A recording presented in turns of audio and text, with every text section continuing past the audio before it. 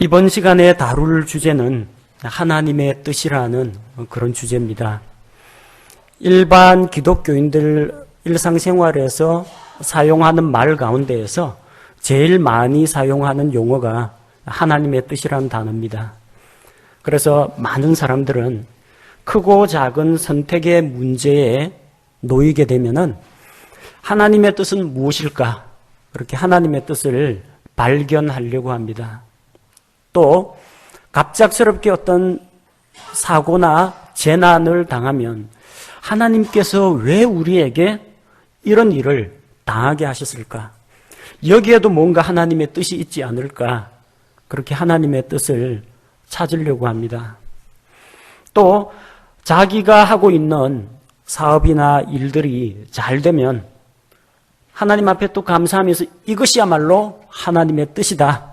하나님께서 나를 형통하게 하셨다. 여기에도 하나님의 뜻을 갖다 붙입니다. 자, 그러다 보니까 마치 하나님의 뜻이라는 것이 마치 각 사람에게 어떤 사람의 인생의 생사화복이나 이런 모든 것들이 하나님께서 다 모든 것을 결정해 놓은 것처럼 생각하는 사람들이 많습니다. 이걸 가리켜서 숙명론이라고 합니다. 운명론이라고 합니다. 인간의 모든 움직임 하나하나가 계획되어 있다. 이런 생각을 가리켜서 숙명론적인 사고라고 합니다. 특히나 칼빈주의의 영향으로 말미암아 하나님께서는 절대 주권자로서 모든 것을 그분의 뜻대로 다 정해놓으셨다. 심지어 구원 문제까지도 우리 의사결정, 우리의 믿음과 순종은 따지지도 않고 창세전에 천국 갈 사람, 지옥 갈 사람 하나님이 마음대로 다 결정해 놓았다. 이런 생각이 교계에 퍼지면서 이 하나님의 뜻이라는 것도 마치 숙명론과 같은 걸로 사람들이 잘못 알고 있는 경우가 많습니다. 그래서 내가 오늘 계단에서 굴러떨어져 가지고 오른쪽 무릎을 다치는 것도 창세전에 계획된 하나님의 뜻이라고 생각하고요. 그 다음에 내가 오늘 지하철을 탔는데 몇 번째 칸에 타게 되는 것도 창세전에 설계된 것이라고 생각하는 사람들이 있습니다. 심지어 만화책을 읽다가 어떤 소녀가 몇 번째 페이지, 몇 번째 장면에서 까르르 웃음을 터뜨리는가, 그것까지도 창세전에 하나님이 다 예정해 놓으셨다. 그렇게 생각하는 사람들이 있습니다. 자, 그렇게 되면은 어떤 문제가 생길까요? 사람은 아무것도 할 수 없는 존재예요. 태엽 감아 놓으면은 기계적으로 프로그래밍 된 대로 말하고 움직이는 그런 인형이나 로봇 같은 존재라는 겁니다. 사람들이 어떤 잘못을 저지르더라도 거기에 대해서 절대 책임의식을 안 가집니다. 왜?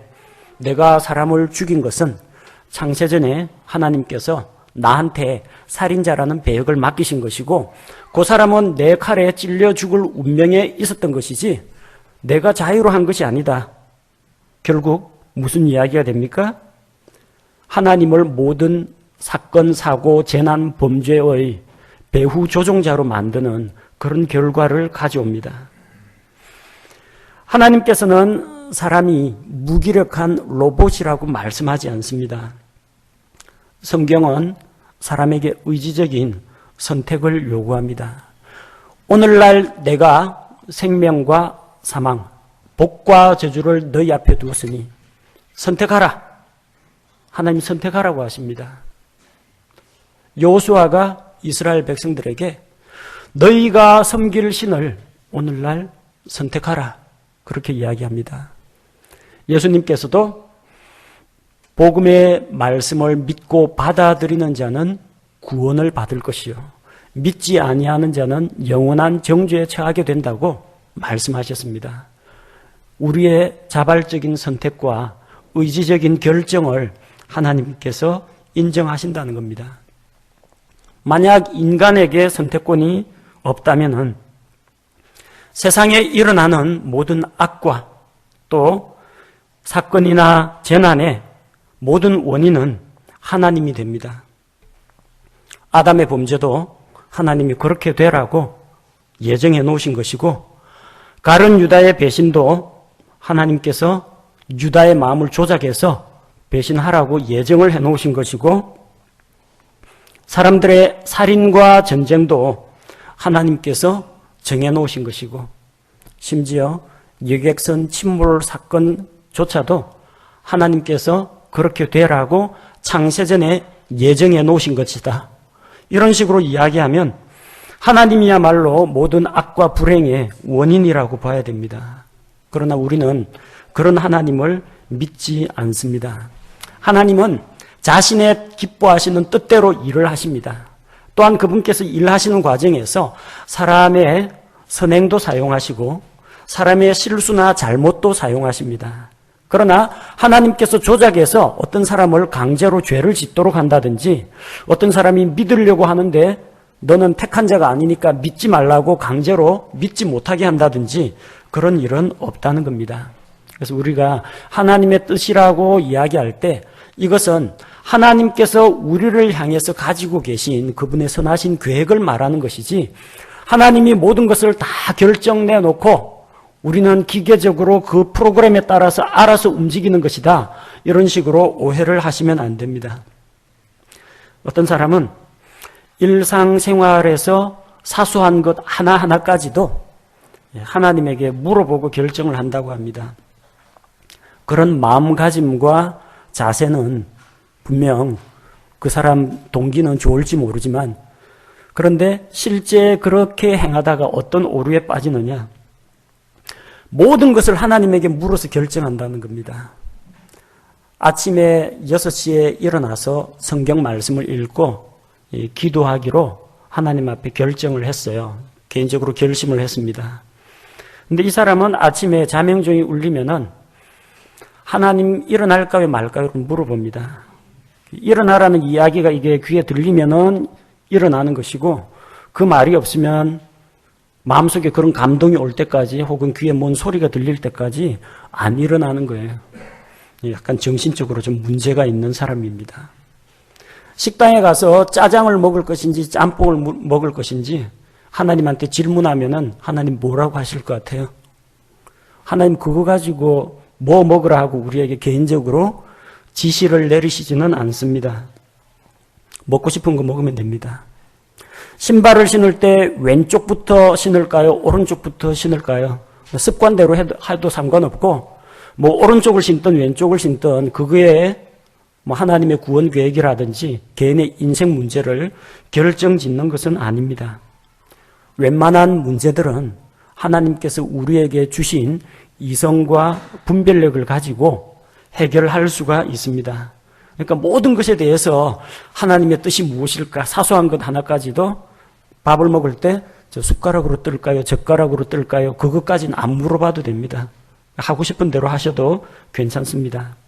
이 자꾸 하나님의 뜻 이런 식으로 하나님의 뜻을 내세우는 것은 자기 자신은 빠져나가고 잘못이나 책임으로부터 벗어나고 모든 잘못을, 실수를 하나님께로 돌리는 그런 사람의 핑계거리로 사용되는 경우가 많습니다. 어떤 사람이 졸음운전을 하다가 교통사고를 만났어요. 그 사람에게 문병을 갔더니 참 안 됐습니다. 그나마 이 정도로 부상이 약해서 다행입니다. 그렇게 이야기하면 하나님께서 이 교통사고를 주신 것도 뭔가 그분의 뜻이 있겠지요. 그럽니다. 그 교통사고가 하나님이 어떤 메시지를 전달하기 위해서 사고 안 날 차량을 강제로 충돌시켜가지고 사고를 냈느냐? 아닙니다. 개인이 졸음운전하다가 사고 난 거예요. 하나님이 메시지를 주기 위해서 그 사람을 교통사고까지 당하도록 만들어야 했느냐? 그렇지 않습니다. 하나님이 우리에게 전달할 메시지는 그런 사건, 사고, 재난에 있지 않고 성경 기록들에 다 기록되어 있습니다. 따라서 성경 말씀을 통해서 하나님의 뜻이 무엇인지 찾으려고 해야지, 나한테 우연히 닥친 재난이나 불행이나 행운이나 이걸 가지고 하나님의 뜻을 찾으려고 해서는 안 된다는 겁니다. 자기 자신은 슬그머니 빠져나가고 책임을 회피하고 모든 책임에 책임을 하나님께 전가하는 이런 자세는 올바른 것이 아닙니다. 많은 사람들은 나를 위한 하나님의 뜻은 무엇일까? 그렇게 생각합니다. 그런데 성경에는 나를 위한 하나님의 뜻이라는 것은 아무리 찾아봐도 안 나옵니다.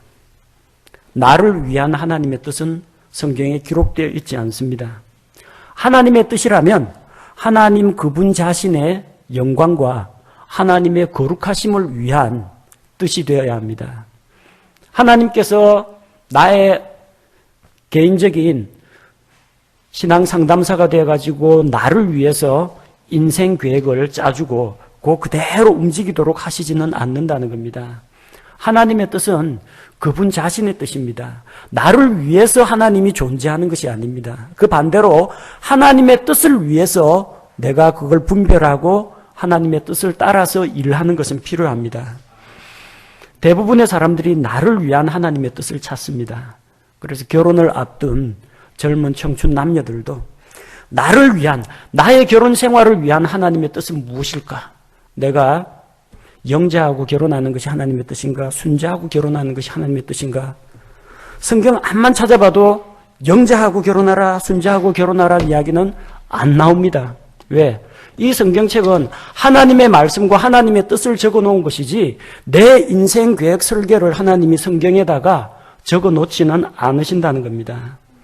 나를 위한, 하나님은 나를 위해서 존재하고 하나님은 내 편이 돼야 되고 딴 사람 편이 되면 안 되고 이런 생각은 세상을 자기 중심적으로 보는 그런 관점에서 비롯된 것입니다. 또 하나님께서 온 우주 만물의 창조주요 또 주관자시요 심판자시라는 것을 믿지 않고 하나님을 무슨 알라딘의 마술 램프에 나오는 램프의 요정 지니와 같은 존재로 격화시키는 일입니다. 내가 필요할 때, 내가 선택의 문제를 놓고 결정할 때 친절하게 하나님께서 나타나셔가지고 내 인생 문제에 대해서 인생 미래 청사진을 하나님이 나 대신 짜달라고 하는 것. 이것은 하나님을 종으로 부리는 그런 자세입니다. 비슷한 단어지만 다른 표현입니다. 나를 위한 하나님의 뜻은 없습니다. 하나님이 나를 위해서 존재하는 것도 아니고 내 인생 설계를 위해서 하나님이 존재하는 게 아닙니다. 그 반대로 나를 향한 하나님의 뜻은 성경에 기록되어 있습니다. 누가복음 2장 14절 말씀해 보니까 예수 그리스도께서 이 땅에 사람의 몸으로 오신 것은 하나님의 뜻입니다. 누가복음 2장 14절에서 가장 높은 곳에서는 하나님께 영광이요 땅에서는 평화와 사람들을 향한 선하신 뜻이로다 하니라.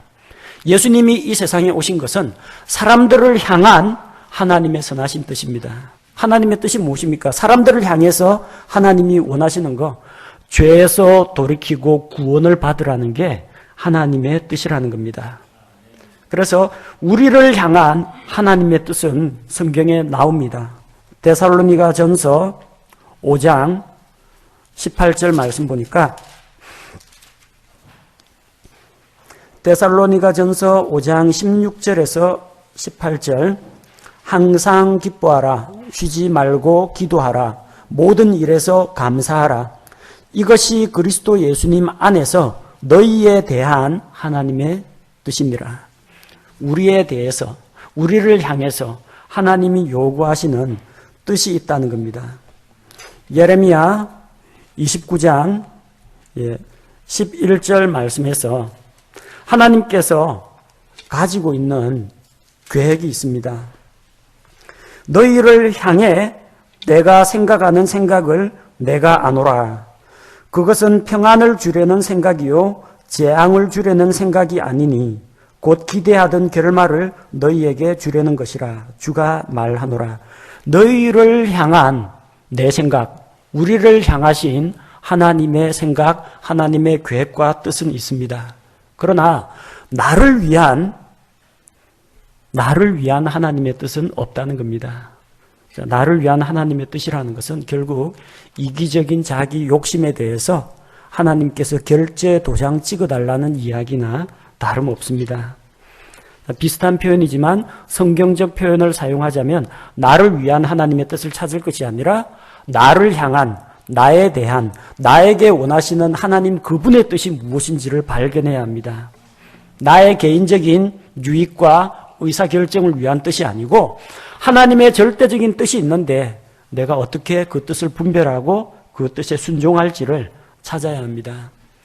성경에는 우리의 모든 인생 여정이 기록되어 있는 운명 예정서, 지침서가 아닙니다. 이 성경에는 하나님께서 자신의 거룩하심과 영광을 드러내시고 또 그분의 선하신 뜻 가운데에서 이 인생들을 하나님께서 살피시며 인류의 역사를 이끌어 나가시는 하나님의 원대한 계획이 포함되어 있습니다.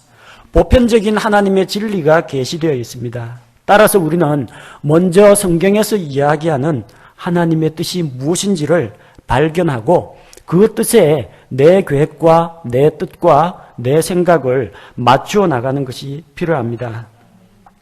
성경에 나타난 하나님의 뜻은 우리가 몇 구절을 찾아볼 수가 있습니다. 우선 고린도후서 7장 10절의 말씀을 보니까 죄인들이 회개하고 하나님께 돌아오는 것은 하나님의 뜻입니다.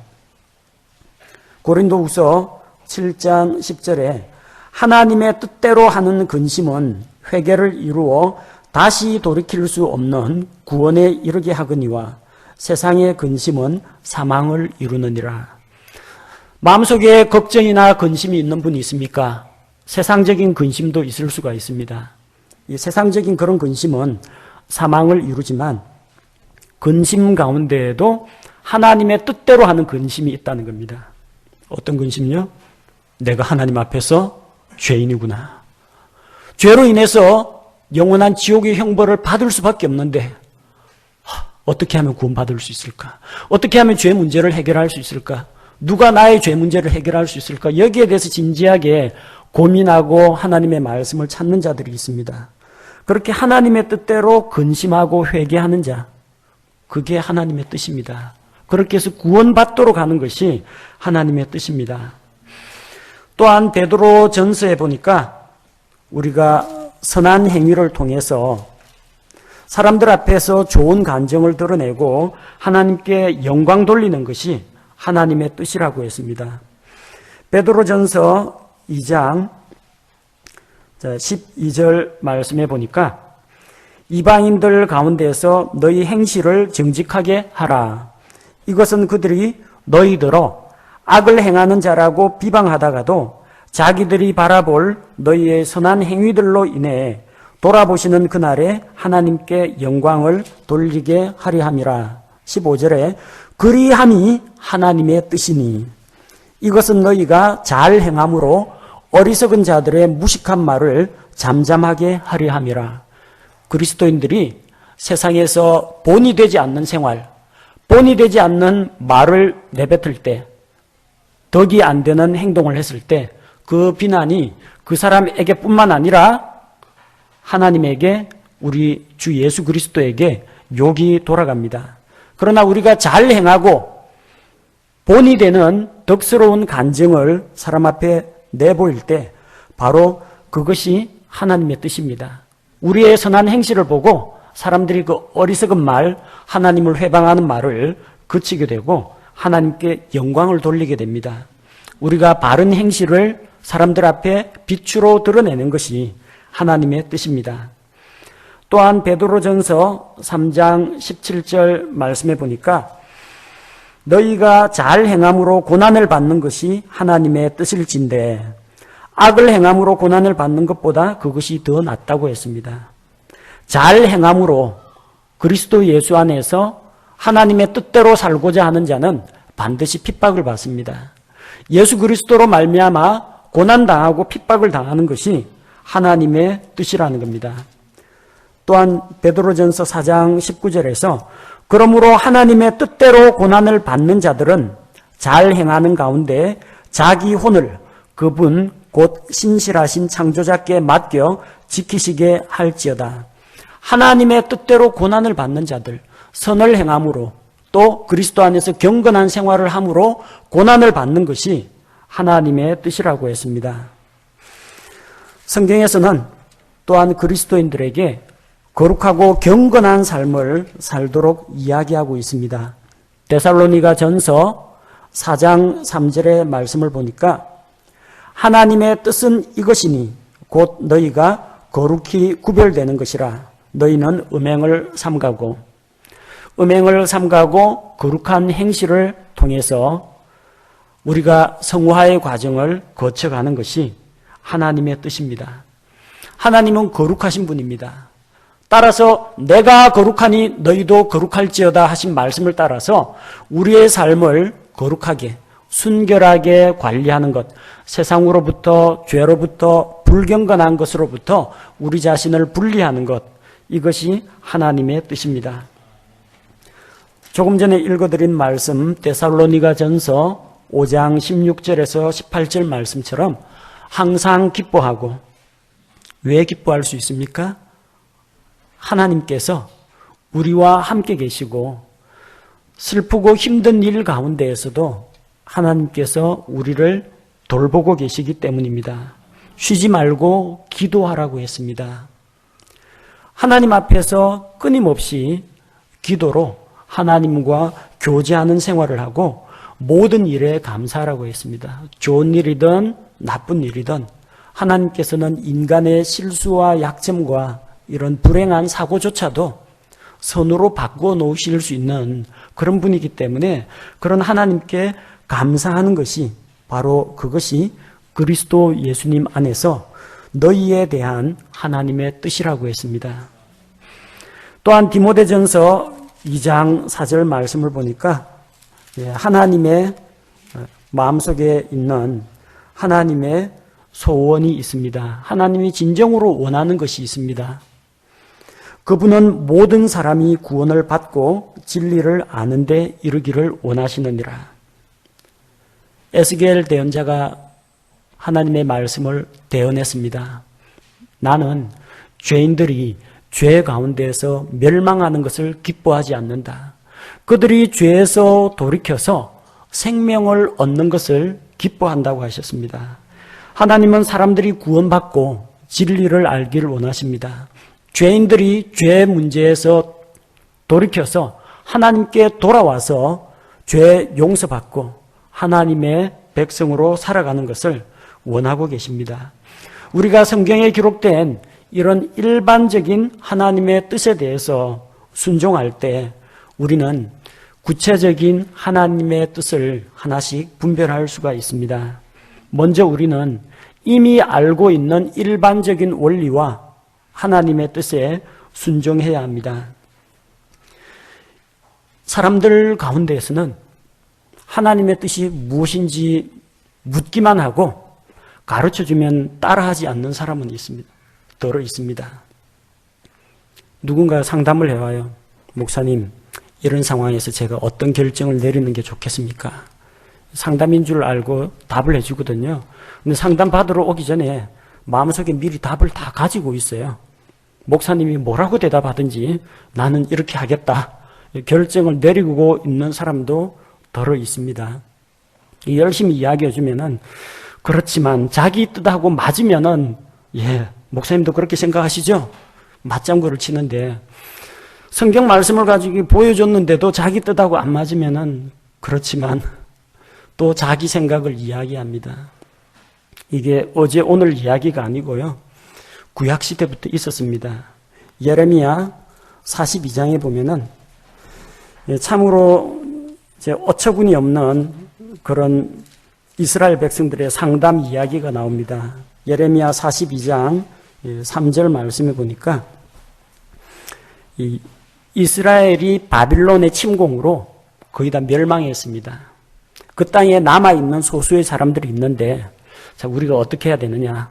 그러니까 바빌론으로 그냥 따라가서 그 종살이하고 그게 나은가? 아니면 이 땅에 머물러 있는 게 나은가? 아니면은 전쟁이나 기근이 없는 이집트로 피난 가는 게 옳은가? 이 사람들은 마음속에 자기들 나름대로 정답을 가지고 있어요. 하지만 예레미야 대언자에게 물어봅니다. 예레미야 42장 3절에 보니까 주 당신의 하나님께서 우리가 걸어갈 길과 우리가 해야 할 일을 우리에게 보이시기를 원하나이다. 그렇게 묻습니다. 예레미야 대언자님, 당신이 하나님 앞에 나아가서 이 백성이 앞으로 어떻게 했으면 좋을지, 하나님의 뜻이 무엇인지 좀 물어봐 주십시오. 상담을 했어요. 예레미야 대언자가 그러마라, 그러마하고 이야기했습니다. 보낼 때 이스라엘 백성이 또 한마디 덧붙입니다. 예레미야 42장 6절에 우리가 당신을 주 우리 하나님께 보내오니 일이 좋든지 나쁘든지 우리가 그분의 음성에 순종하리이다.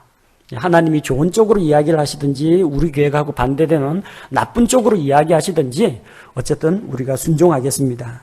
우리가 주 우리 하나님의 음성에 순종하면 잘 되리이다 하니라. 이 얼마나 참 감동적인 이야기입니까? 이 목회자들이 이런 자세로 상담받으러 오는 사람 있으면은 정말 감격스러울 겁니다. 그런데 열흘 뒤에 주의 말씀이 예레미야 대언자에게 임했습니다. 그런데 그들은 하나님의 말씀을 듣지 않기를 작정한 사람들입니다. 예레미야 대언자가 11절 이하에서 다음과 같이 이야기합니다. 주가 말하노라. 너희가 두려워하는 바빌론 왕을 두려워하지 말라. 내가 너희와 함께하여 너희를 구원하고 너희를 그의 손에서 건지리니 그를 두려워하지 말라.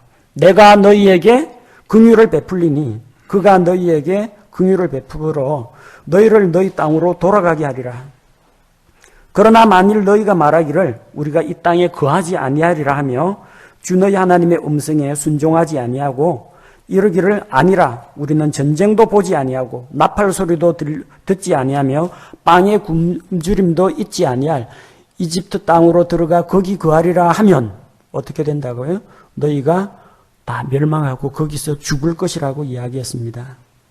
근데 이스라엘 백성들 마음속에는 어떤 생각이 있었다고요? 20절 말씀 보니까 너희가 나를 주 너희 하나님께 보내며 이르기를 우리를 위해 주 우리 하나님께 기도하고 주 우리 하나님께서 말씀하시는 모든 것대로 우리에게 밝히 알리소서.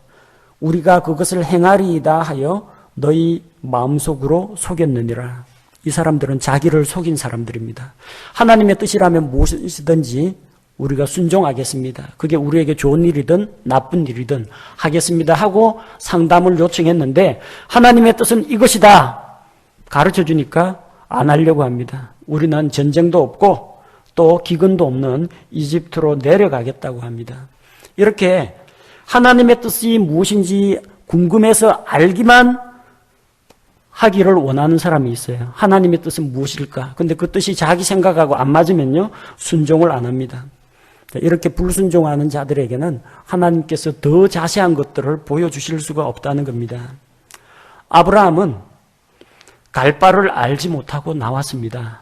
우상의 도시 갈대아 우르에서 하나님께서 그를 불러내셨습니다. 창세기 12장 1절 말씀에 의하면 그는 고향과 친족과 아버지 집에서 나왔습니다. 그리고 하나님께서 말씀하신 것처럼 내가 내게 보여줄 땅으로 가라고 했습니다. 내가 내게 보여준 땅이 아닙니다.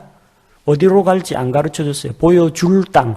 앞으로 어디로 가야 하는지 안 가르쳐줬다는 겁니다. 히브리서 11장 8절에서 그는 자기가 갈 곳을 알지 못하고 나갔다고 했습니다.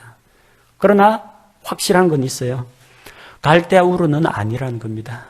우상의 도시는 아니라는 겁니다. 하나님의 거룩하심에 비춰볼 때 갈대아 우르에서 나오라고 했으니까 하나님 어디로 갈까요? 내비게이션 좌표 찍어 주십시오. 이게 아니라 그 땅에서 나오라고 했으니까 일단 나와야 됩니다. 일단 갈대아 우르에서 나와야 그 다음이 보입니다.